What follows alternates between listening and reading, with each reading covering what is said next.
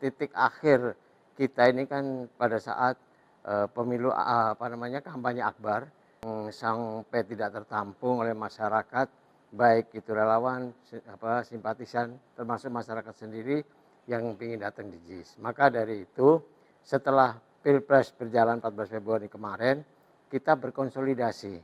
Kenapa? Karena selama Pak Anies kampanye tidak pernah kosong itu tempat. Sangat meluber bahwa menyatakan kita, Pak Anies ini mempunyai magnet. Dan kita dikagetkan pada tanggal 14 sore itu, siang ya, menjelang sore, quick count tampil seperti itu. Rasanya kita nggak percaya. Dan memang ada hal-hal yang perlu kita telaah, yakni sebelum 14 Februari, 14 Februari, dan setelah 14 Februari.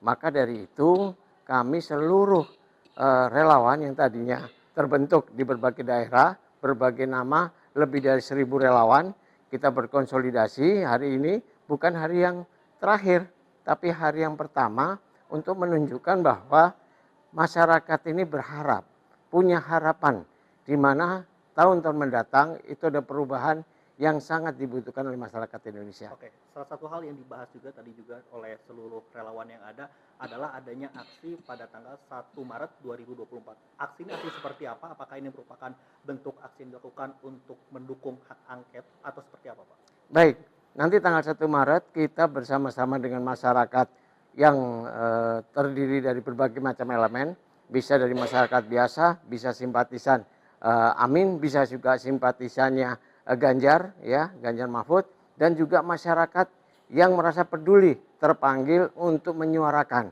adanya kecurangan.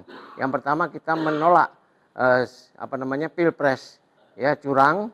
Yang kedua kita berharap ada penurunan harga sembako di mana sekarang banyak sekali antrian-antrian masyarakat. Dan yang ketiga kita makzulkan Jokowi, begitu. Selamat siang, salam sejahtera bagi kita semua. Bapak Ibu yang saya hormati, tadi saya diskusi dengan Pak Jenderal Sunarko, dengan kawan-kawan Bapak yang lainnya. Ini topik saya. Sorry, di pengacara, Om Medi. Dan yang paling ujung ini senior saya yang dari kampung. Karena Pak DHL, bukan titipan kilat, DHL. Sampai hari ini. Nah, saya ingin pendek saja bicara dua hal. Yang pertama kita bicara masalah elektoral, yang kedua bicara non elektoral. Sama-sama kita ketahui kalau kita bicara elektoral, kejahatan ini bukan kecurangan. Diksi kecurangan itu mereduksi nanti sikap perlawanan kita. Kecurangan ini bukan kecurangan, tapi kejahatan terhadap konstitusi, kejahatan terhadap demokrasi, kejahatan terhadap kedaulatan rakyat. Sesungguhnya kejahatan ini sudah dimulai dari cara berpikir. Jadi bukan pada waktu MK, ya kan? Bukan kena keputusan MK. Kecurangan itu sudah mulai terjadi dari cara berpikir ingin mempertahankan kekuasaan. Jokowi ini kan ingin mempertahankan kekuasaannya luar biasa. Kenapa dia ingin mempertahankan kekuasaan? Karena dia takut masuk penjara setelah dia tidak lagi menjabat sebagai presiden. Karena banyak sekali persoalan-persoalan, penyimpangan konstitusi, penyelewengan uang negara yang mungkin tidak dapat dipertanggungjawabkan. Maka dengan sendirinya dia akan all out untuk mempertahankan. Bagaimana cara mempertahankan kekuasaannya itu dengan isu yaitu 3 periode yang digulirkan oleh Kodori. Ini Kodori ini orang satu kampung sama saya, orang Sleman. Dia bukan Wong Kito Galo, Wong Kito Gilo.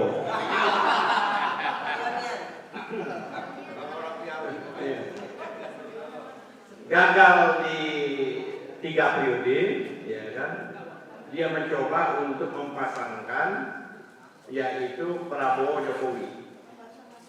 Kan harus dilihat ini agenda setting mereka itu yang namanya sistematik dan terstruktur itu. Gagal juga Prabowo Jokowi penundaan pemilu. Gagal juga penundaan pemilu. Terus bagaimana merekayasa pemilu ini? Pemilu ini kalau secara administratif sudah berjalan, ya kan sudah berjalan dan kita sudah menyoblos seperti itu. Tapi persoalannya apakah di situ persoalannya? Tidak. Disuruh ada perangkatnya ke Bawaslu, ya kan? Silakan ke Bawaslu. Bagaimana kita mempercayai Bawaslu orang yang bermasalah gitu? Bawaslu ini bermasalah. Digiring lagi ke DKPP. Orangnya DKPP ini orang yang harusnya dia pecat tapi dia pecat seperti itu. Digiring lagi untuk sengketa hasil katanya, kan ada 3. Sengketa administrasi, pidana, dan sengketa hasil. Kalau sengketa hasil sekarang rame-rame kan? Oke, rame-rame sengketa hasil ke MK. Wah, kalau ke MK masuk lagi perangkat. Seperti itu. Bagaimana kita mempercayai MK di sana ada paman yang hidup kembali, pamannya udah mati hidup lagi. Keputusan itu. Nah, jadi menurut saya tapi ini sarana yang tersedia bagi kita untuk melakukan koreksi dan perlawanan. Saya dorong betul, tetap harus kita lakukan. Jadi kejahatan-kejahatan yang selama ini banyak dilakukan, macam manipulasi, dan kita laporkan ke Bawaslu, tetap kita laporkan ke DKPP, kita laporkan ke MK. Nanti kita akan siapkan juga ke MK. Itulah yang namanya jalur elektoral. Selesai, nanti kita lihat yang jalur elektoral. Tapi kita tidak ingin bahwa selesai jalur elektoral, karena di sini ada kejahatan terhadap demokrasi, ada kejahatan terhadap konstitusi, ada kejahatan terhadap pemilu itu sendiri. Yang itu Presiden Jokowi yang sejak awal dan menyatakan ini bukan dugaan lagi, menyatakan secara eksplisit dia ingin cawi-cawi. Edukasi kita ajak rakyat yang masih waras, yang nggak waras itu bakal kita hadapi. Kami waras semua, Pak. Ya? Kita ajak. Ada yang ikut, Pak, yang waras ini waras, Pak. Iya, saya makanya bilang, mari kita ajak rakyat yang masih waras. Berarti kita kan waras kan? Iya kan? Saya mari kita ajak rakyat lain yang masih waras untuk bergabung dengan kita. Berarti kita waras kan? Gitu Pak. Nah itulah mungkin yang dia sampaikan. Tapi jangan cuma teriak, harus maju ke lapangan. Kalau kekuatan cuma segini nih.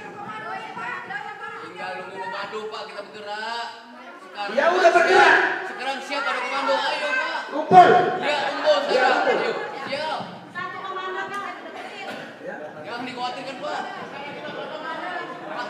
Buktikan tanggal 1 datang nggak kita dengan buktikan. Itu aja. Lima TNI bisa roboh Pak. Hari ini kita ayo, siap. Ya. Saya nggak percaya yang banyak omong Pak. Saya nggak percaya. Karena saya Ini Pak benar Pak. Orang tua saya mengajarkan udah Mas. Umur aja berapa? saya 50 Pak. Saya udah 71 tahun. Ya. Saya udah 71 tahun. Saya udah kumpul dengan segala manusia. Ya. Bapak saya juga berjuang, tapi nggak pernah saya bilang. Jadi sekali kesempatan sekarang kita mari bersatu, ajak teman-teman. Kalau cuma segini aja nggak usah.